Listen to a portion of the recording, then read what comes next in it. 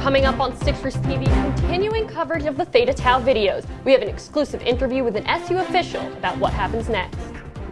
And questions in the White House as two cabinet officials are grilled by Congress. We'll tell you why Scott Pruett and Ronnie Jackson may not be around for much longer. And who's that taunting NBA superstar Russell Westbrook? You guessed it, Mitt Romney. That's all there is to it, but we have much more coming up live at 6. TV News live at 6, your campus news leader. Our top story tonight, the fallout from the Theta Tau video continues. University officials are still out in full force condemning the actions of the former SU frat. Good evening, I'm Sabrina Maggiore. And I'm Gilat Melamed. The second video shows a skit where the frat members mock and sexually assault a disabled person. Citrus TV's Conor Wight sat down with Dr. Diane Wiener, the director of the Disability Cultural Center, to discuss the impacts of the tape. Thanks, guys. I'm here with Dr. Diane Wiener. Dr. Wiener, Hi, thank you so much for being here. My pleasure. Hi, Connor. So the second of the Theta Tau videos that was released shows highly offensive content revolving around someone miming someone with a disability. Mm-hmm. Does the content of that video, do you believe that that's reflective of the way that disability is viewed on SU's campus? I think there are a few ways to answer that, and the one that I'll choose is the most authentic of the many that some people would like me to articulate, to be candid. And I think there are some people who have a way of talking about disability even though they're part of social justice movements, and they certainly mean well, and I'm not the arbiter of diversity, and I'm not the arbiter of inclusion narratives or definitions, but I know a lot of people who are part of social justice movements ourselves. Some of those individuals are not familiar with the notion of ableism, need to be thinking about how they plan events and gatherings and acts of civil disobedience and enactments of the First Amendment, enactments of free speech, freedom of the press, mindful of the array of ways that people experience the world with disabilities. You said that you're concerned that sometimes the subject of ableism isn't properly addressed in fields of identity politics or social justice. There have been a lot of discussions and student forums throughout campus in the wake of details emerging about these Theta Tau videos and the Theta Tau investigation. Mm-hmm. How do you feel that these dialogues have addressed the subject of ableism?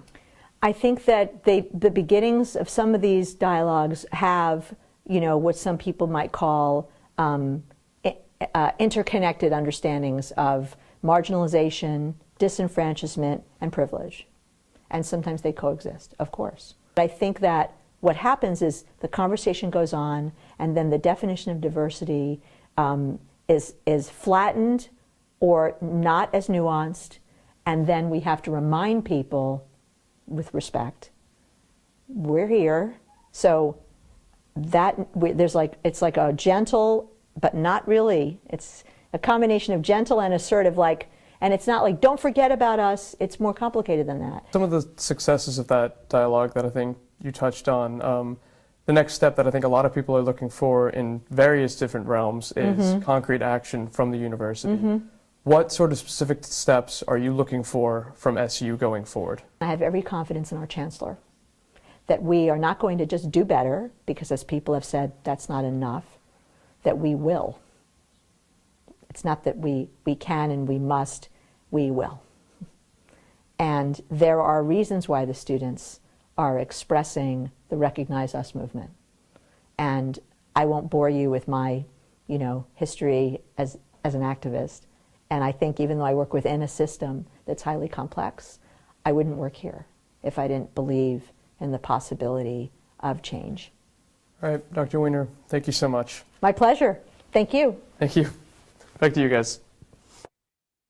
Dr. Wiener says she's looking to host a forum of her own in the coming days. The director of the Office of Disability Services has also just sent an email to students who use their services. She says they are mindful of the timing with finals and are available to all students. We'll provide you with the details as they become available.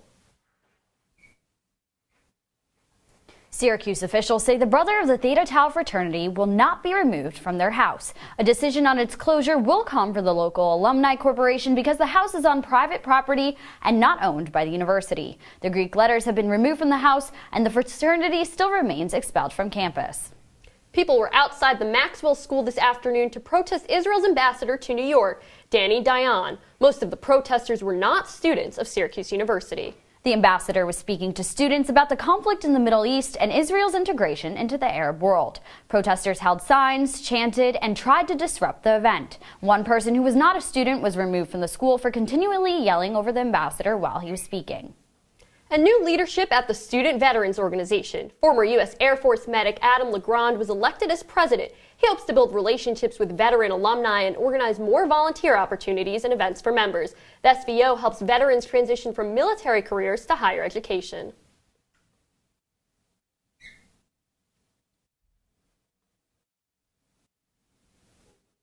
The Perez-Williams campaign for 24th Congressional District hit a bump in the road. CitrusTV reporter Greg Bradbury is live on Marshall Street to tell us what is hindering her campaign.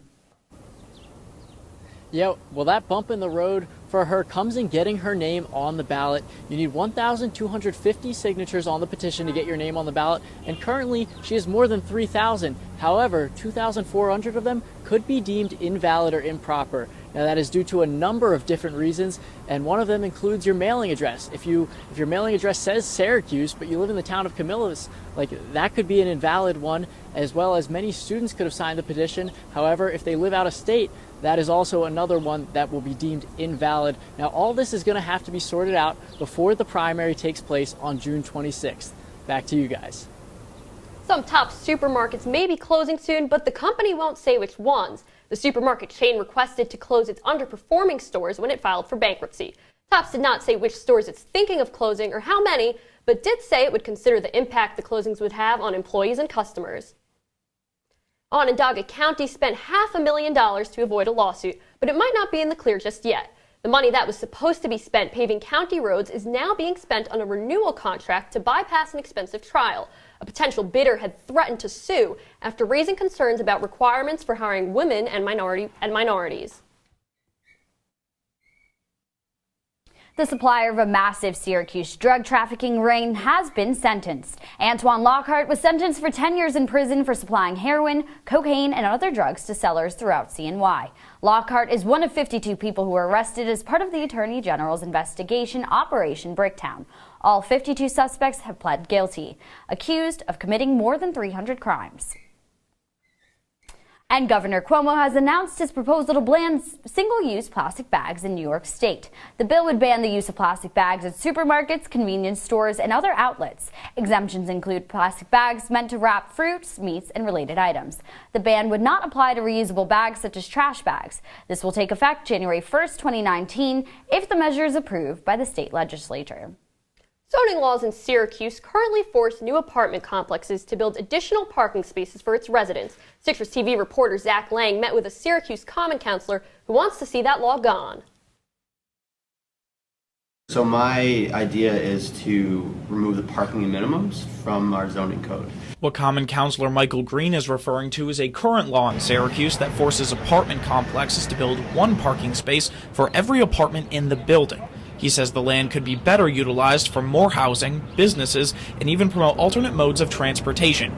But Green also says some misinterpret his vision. What I'm not trying to do is tell someone they can't build parking. What I'm saying is we're not going to force you to build parking. Someone might build an apartment complex right next to a transit line or right next to school or someone's work. And they might say, hey, the type of customer we're going to attract doesn't need parking, therefore I shouldn't need to build it. And one of those projects is already underway. Now, right here on Marshall Street, as you can see, the Marshall is being built. But one thing that is not being built with it is a parking garage. Zoning rules require that the Marshall add at least 223 parking spaces. Instead, they are adding none. The Zoning Commission unanimously waived the requirement, and staff at the Marshall are telling tenants to invest in nearby options like the Sheridan Garage. Future resident of the Marshall, Mason Horodisky, plans on bringing his car when he moves in, but is unhappy with the lack of parking options. And it's a brand new apartment complex. I feel like you should be building a parking garage with that apartment complex. If you really expect people to not have their cars up here to live here, you're crazy. With the Marshall and future apartments, those looking for housing should simply be aware of what parking is available. When you sign a lease, you should have clarity about where you're going to be able to park. I guess would be my thing. Zach Lang, CitrusTV News. Thanks, Zach. Those zoning laws currently do not apply to downtown Syracuse. The marshal is expected to be completed before this upcoming fall semester.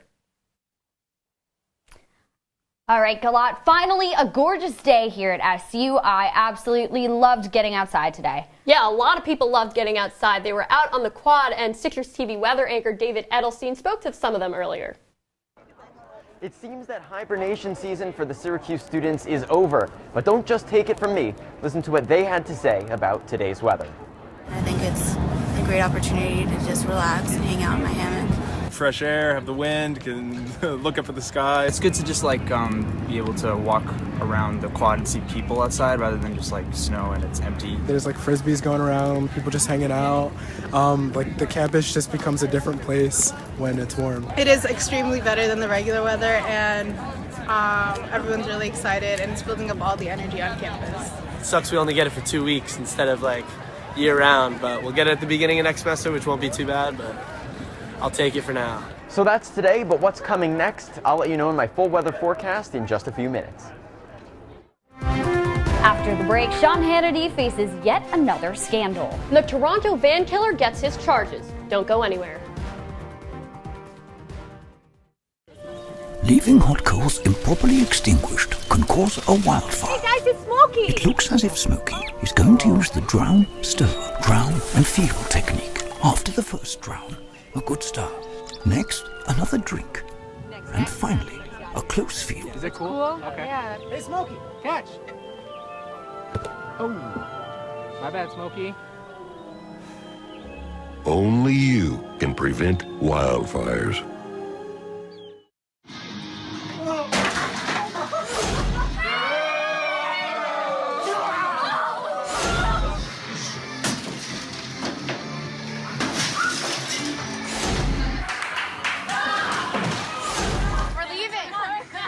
Most party fouls are pretty dumb. But if you decide to drink and drive underage, you could lose your license and your freedom. Underage drinking and driving. The ultimate party foul. They'll test you. Try to break your will. But however loud the loudness gets, however many cheese puffs may fly, you're the driver. The one in control. Stand firm. Just wait. And move only when you hear the click that says they're buckled in for the drive. Never give up till they buckle up. They call me Maxie, but I prefer tripod. I was your above-average four-legged homie, and then wham, bam, minivan. Some people pity me. Now that's lame. I still run, fetch, and swim. And the ladies love me. I'm the ultimate wingman. Just don't ask me to high five.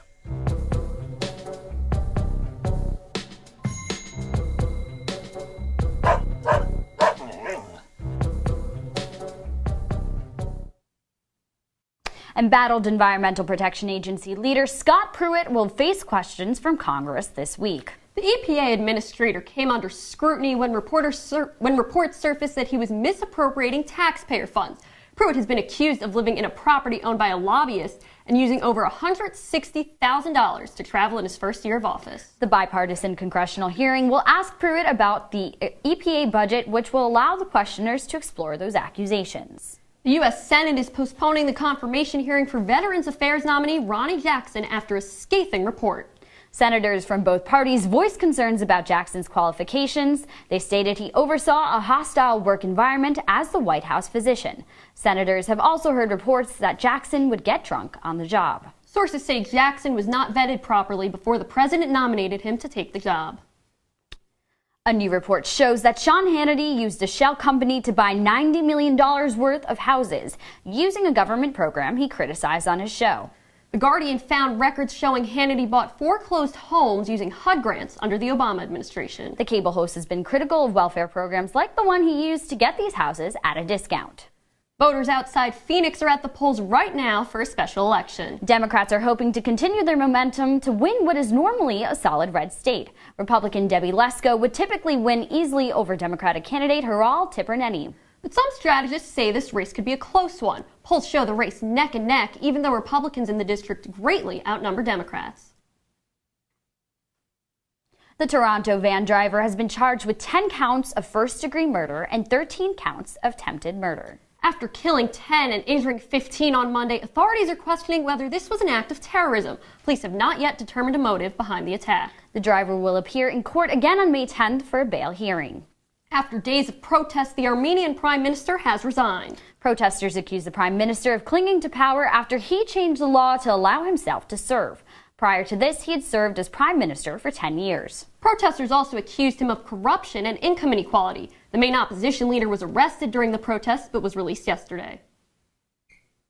And after 5 days of protests, the U.S. Embassy in Nicaragua has been evacuated. Protesters took to the streets to demand that their president resign. After days of demonstrations, nearly 30 people were killed. All non-essential employees and embassy family members in the U.S. Embassy were ordered to leave. The Department of State has also warned that travelers to the country reconsider because of all the civil unrest. Coming up, it's finally shorts weather, but is spring actually here to stay? We'll tell you right after the break. Patriotism. It inspires passionate debate, and it's worn like a badge of honor with good reason, because it means love and devotion for one's country. But what really makes up this country of ours? It's the people. To love America is to love all Americans. This year, patriotism shouldn't just be about pride of country. It should be about love. Love beyond age, sexuality, disability, race, religion, and other labels. Because love has no labels.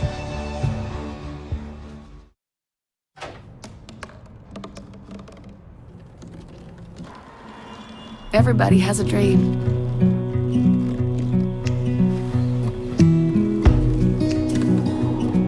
Mine was to see the ocean. And with a little help, I made it.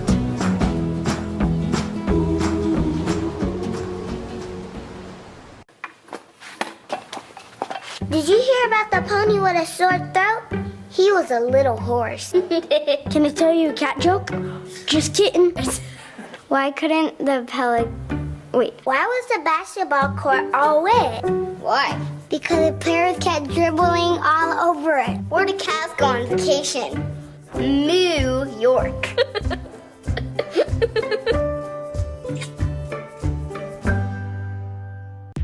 From the CitrusTV Weather Center, this is SU's most accurate weather forecast. Well, if the students say it's not proof enough, here's actually a mood index graph that just shows all of these blues, greens, and even yellows across the country, and right there in central New York, it's a happy day today as the weather is warm and spring-like. And who wouldn't be happy if you were outside getting to hang out on your hammock? I know I would. I just don't own a hammock. Currently outside, though, 64 degrees, a little bit cloudy outside, some sun is still peeking through. There is some increasing humidity as some rain might be on the way. The sunset is nearing 8 p.m. Across the area, it's still just sunny out, no precipitation at all. 64 and 65 degrees. Binghamton, though, down, is still in the 50s, a little bit colder there. You do see these clouds moving by, and some of the winds are pushing in some green spots. All of this rain, that's what's going to be coming for the next few days. Tomorrow, 53 degrees is the high, 41's the low.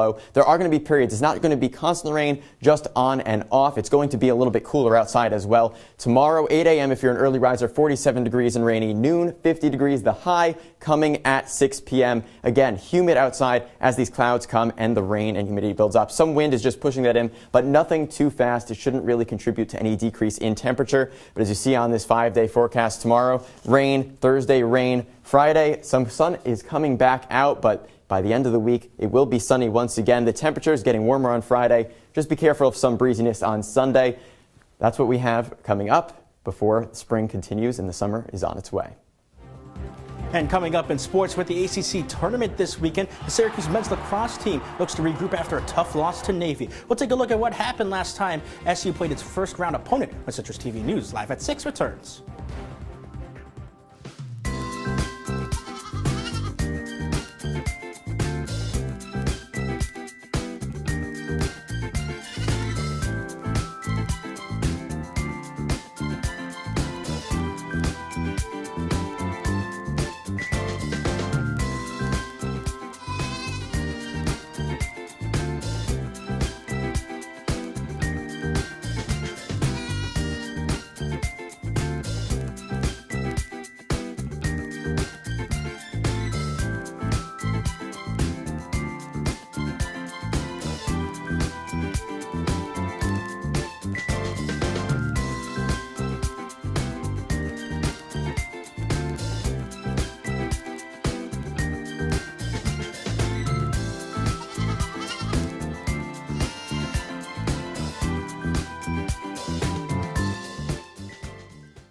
Hey, look, it's those guys.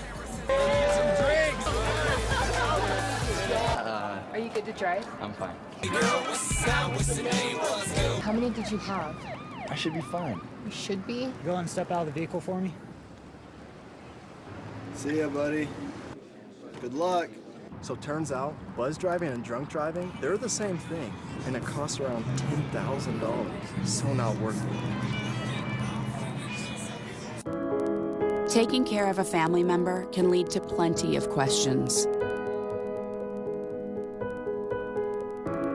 Fortunately, there's a place to get the answers, for them and for you. Find articles, tips, and tools from experts and others who have been in your place. The Caregiving Resource Center at aarp.org/caregiving. And now, your Citrus TV Sports Report. Welcome to sports. I'm Christian Guzman. Syracuse is the 1 seed in the ACC tournament, but the Orange won't feel like it has home field advantage against its first opponent. Syracuse plays Virginia on Friday, and the tournament is being played at Klockner Stadium, the home turf of the Cavaliers. These two teams played each other in Charlottesville earlier this year. Let's flash back to what happened earlier in that early season contest. It was on March 4th, 2018, in the first game in the ACC for Syracuse. It was Brett Kennedy's coming out party as he scored 2 goals to replace the injured Tyson Bomberry. At that point, Syracuse was leading by 2. They would lead by as much as 4 before Virginia would storm back and eventually tie the game here thanks to Jared Connor with 1:41 left to go in the regulation period. Overtime, Tucker Dordovic says no with a beautiful spin dodge, fires and scores to give Syracuse the 12-11 victory over Virginia back on March 4th, their first win in ACC play. And so Syracuse travels back to Virginia this weekend coming off a rough loss. Navy scored 2 goals within the last 10 seconds of regulation to steal a 13-12 win in the Carrier Dome this past weekend. And Coach Desko wants to use the loss as an opportunity to fix some mistakes. Well, I think that any time we come up with a loss, things are, mistakes are much more magnified. You tend to, if you win the game, you tend not to pay as much attention to them there, and it's crucial. Where a day like today, they were really, they were really obvious today. And when we watch film and we look back, we're gonna see that. And the opening face-off for Syracuse is set for approximately 8:30 p.m. on Friday.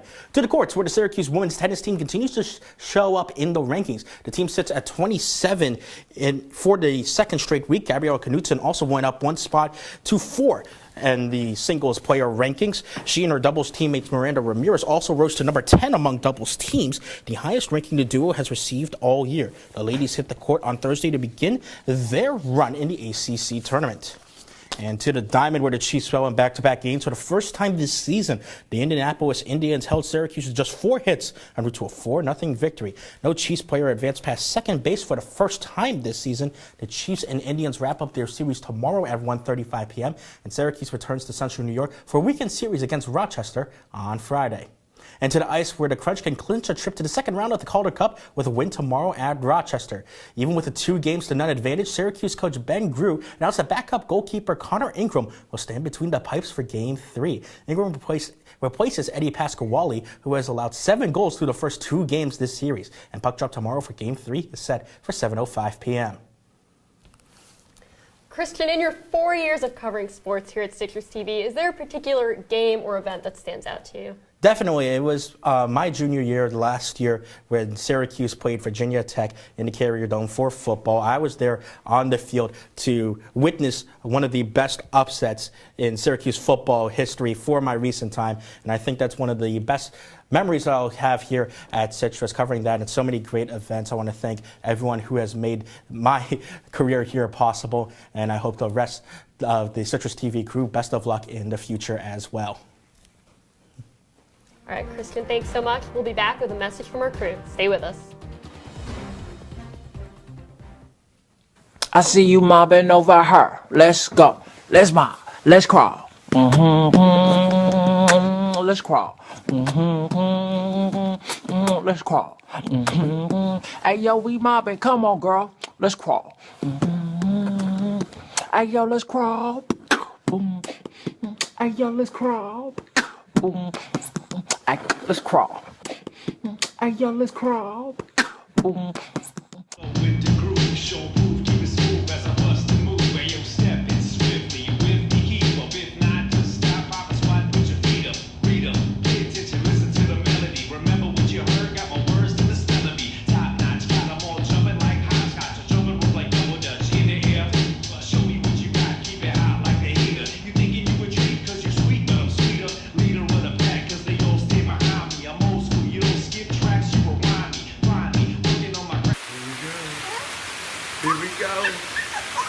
We're gonna go out there in the rain. It's gonna get wet.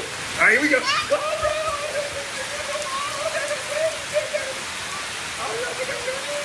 Okay, quick.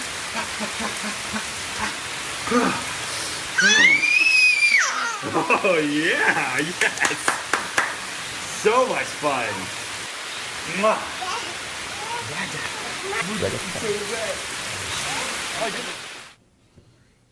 Finally, tonight, we wanted to say some special thank yous. This is our last show of the year, and we wanted to take a moment to thank everyone who's worked on the show, especially those people who will be moving on from SU. We'll start with Christian. Christian, you are an amazing sports reporter. You know everything possible about all things sports, and you're so incredibly talented. We know you're going to do such phenomenal things moving forward. Thank you guys so much.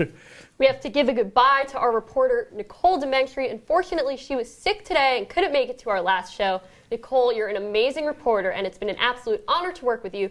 Please get well soon and always keep in touch. We know you'll be off to doing great things. And there are so many behind-the-scenes players here, but one of our writers who you may recognize from yesterday's show has been such a huge part of making the show improve every week. Alyssa Candiotti has worked with our show, with our executive producer for almost 2 years now, and she's such a fantastic, very hard-working writer. We know she can do anything. And so from all of us here at Citrus, again, we'll miss you, and we can't wait to see where life's going to take you. And finally, our amazing director is leaving us for Los Angeles. This show could not run without Josh Feinblatt. He's a fantastic person. His attitude lights up the room every time he comes into the studio. Josh, we've been friends since the very first day at freshman year, and I know I'm going to miss you just as much as everyone else is, and we can't wait to see what you're doing in LA. Thank you, guys. It's been a pleasure. You guys are all going on to big and better things.